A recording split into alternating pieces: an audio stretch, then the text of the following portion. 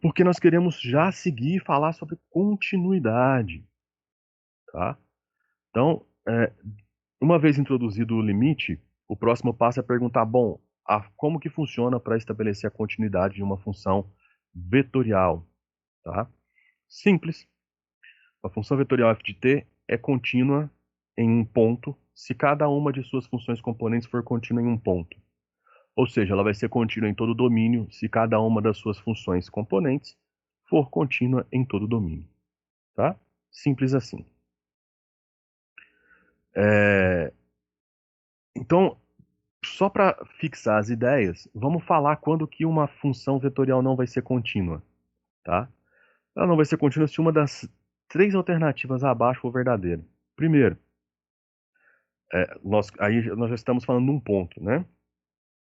Dada uma função vetorial f de t, ela não vai ser contínua num ponto t0 se, t0 não está no domínio da função vetorial.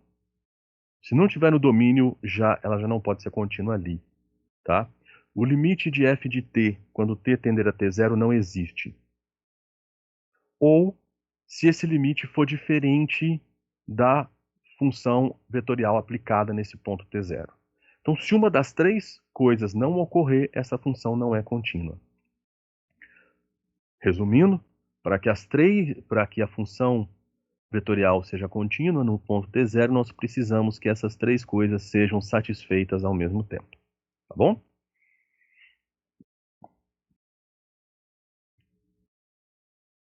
Um exemplozinho de continuidade aí, bem simples, né?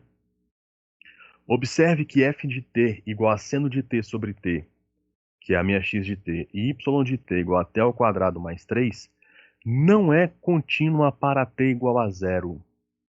Lembra? Nós acabamos de calcular esse limite, né? O limite dessa função vetorial quando t tende a zero. Esse limite existe, ele é 1,3, né? Mas essa função componente, ela contraria o primeiro item do slide anterior. Qual é? T igual a zero não está no domínio dessa função vetorial, por causa da primeira função componente. Tá bom?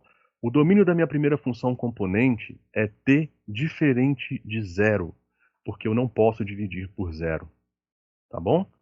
Então, como a minha segunda função componente, o domínio dela é conjunto dos números reais, eu vou ter que fazer uma interseção entre esses dois conjuntos para ter o domínio da minha função vetorial inteira.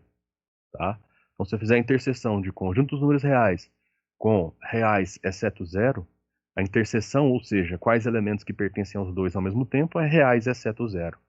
Então, o zero não pertence ao domínio dessa minha função vetorial, logo ela não pode ser contínua nesse ponto. Ok?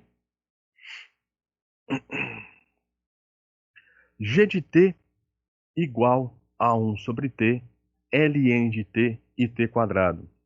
Temos aí uma nova função vetorial no segundo exemplo, e eu quero o intervalo de continuidade dessa função vetorial. Tá bom? Perceba o seguinte, o intervalo de continuidade dessa função vetorial vai ser o intervalo de continuidade de cada uma das três funções componentes. Tá?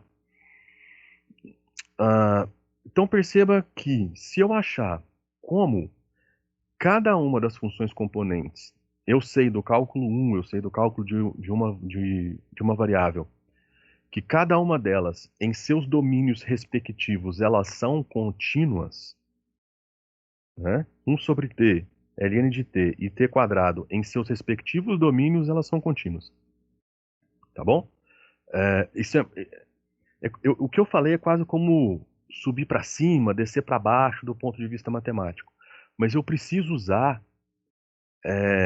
esse reforço de esse reforço técnico, vamos dizer assim, para que vocês entendam o que eu estou querendo dizer de uma forma mais simples e consistente, tá bom? Qual é o domínio de 1 sobre t? Reais, exceto zero.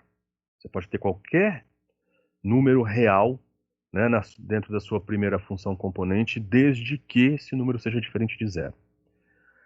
Qual é o domínio da sua segunda função componente ln de t? Né? Reais maior do que zero. E qual é o domínio da sua terceira função componente? todos os números reais, porque ela é um polinômio de grau 2. Então, o que eu quero? Eu quero um intervalo ou uma união de intervalos que esteja no domínio das três ao mesmo tempo. Então, eu tenho que achar uma interseção. E, logicamente, a interseção é t maior que zero, tá? Então, o intervalo de continuidade que eu quero é t maior que zero. Um t maior que zero, eu satisfaço o domínio da primeira função componente, o da segunda função componente e o da terceira função componente ao mesmo tempo. E eu consigo garantir para vocês que em cada ponto desse conjunto, o limite de t tendendo a esse ponto é igual à imagem dessa curva no ponto. Isso é facilmente verificado, tá? Não tem problema nenhum. Por quê? Porque a imagem está definida em cada uma desses pontos, tá ok?